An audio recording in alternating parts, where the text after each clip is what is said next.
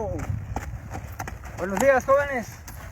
Pues nuevamente recorriendo los caminos de mi hermoso Jalisco. En esta ocasión nos tocó cabalgar por lo que viene siendo, o más bien la zona conocida como Rancho de Piña, aquí en mi hermoso Jalisco, a las afueras de la cabecera municipal. El Rancho de Piña, anteriormente llamado también la zona o área de Atemba, fue un lugar en la cual a la llegada de los españoles se asentaron en esta zona.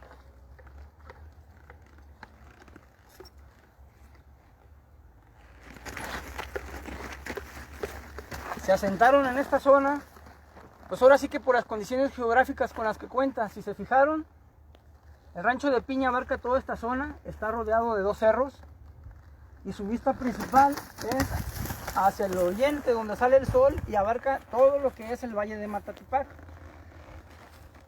Tal vez estratégicamente los españoles, o en este caso el Nuño de Guzmán, el conquistador de aquella época que sometió a lo que es el señorío Jalisco, eligió esta zona por las condiciones óptimas para cualquier tipo de ataque, ya que por la parte de retaguardia era fácil de darse cuenta, y por el frente a grandes distancias podías ver la cantidad de gente que se aproximara o cualquier intento de sublevación de los habitantes de aquella época.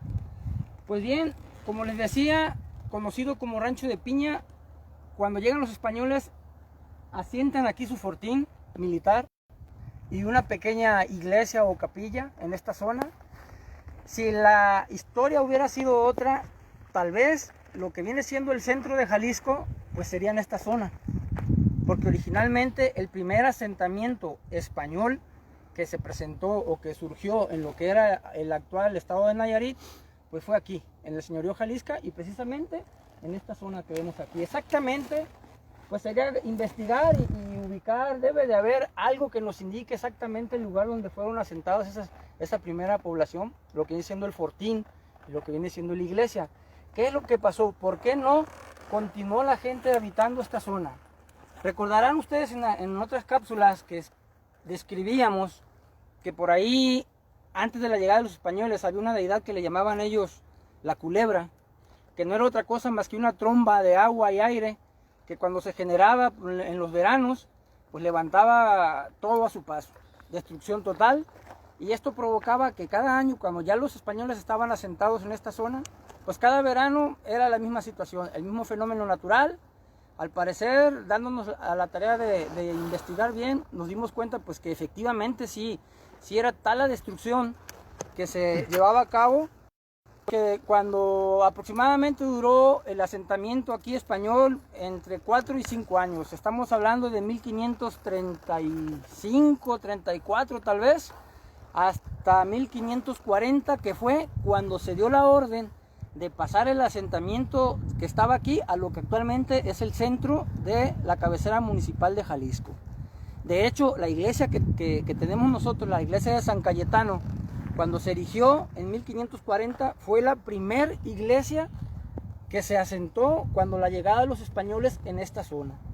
Fue tanto el poderío económico que tenía esta zona, que todos los pueblos dominados por Nuño de Guzmán, desde lo que viene siendo la Sierra del Nayar, Guajicori, Santiago, San Blas, Bahía de Bandera, todos venían y pagaban tributo en lo que era la iglesia. Imagínense el poderío y la importancia que tenía en aquel entonces.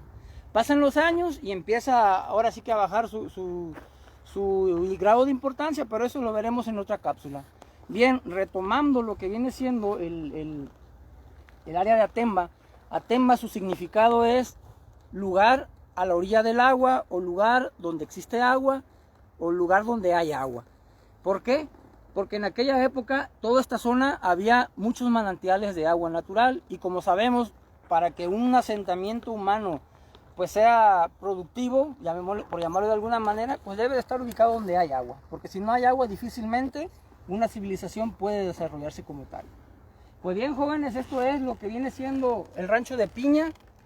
Anteriormente decíamos de nombre Atemba. Aquí se asentó Nuño de Guzmán, los primeros españoles que llegaron a conquistar toda esta zona.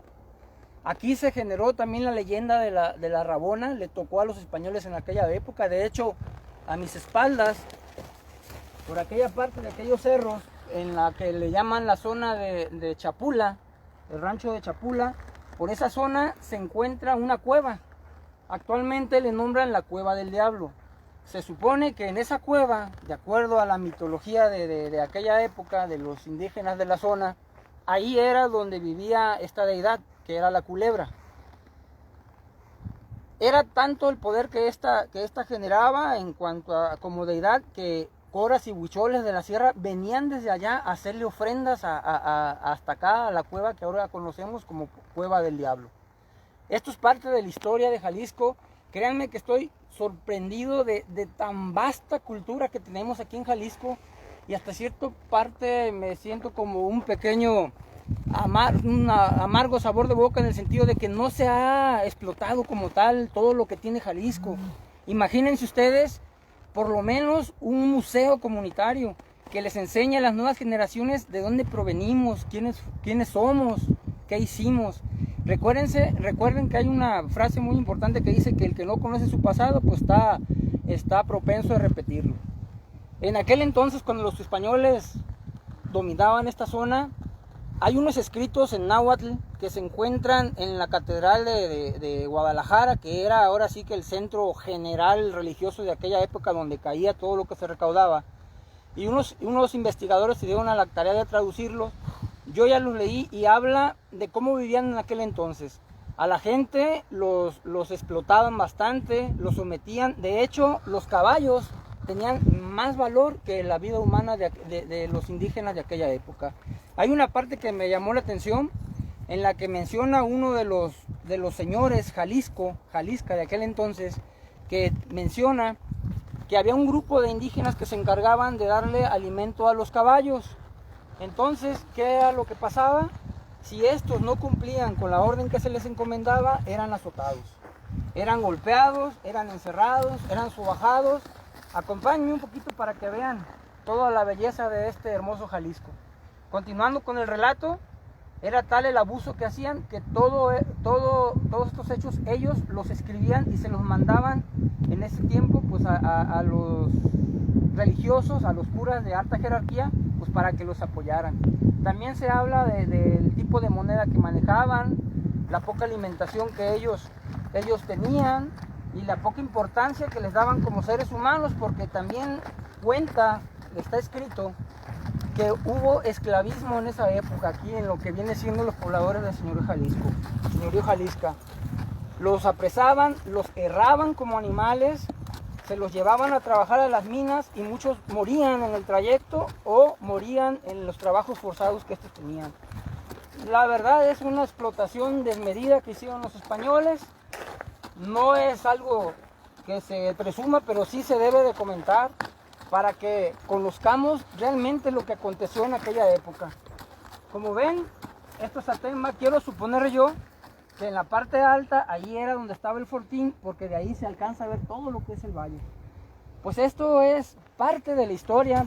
Pudiéramos seguir platicando y platicando. Créanme que sí vale la pena meternos a lo que viene siendo a estudiar la historia de Jalisco, porque vamos a encontrar cosas muy muy interesantes y que podemos aprovechar, porque Jalisco lo manejan como un municipio de paso,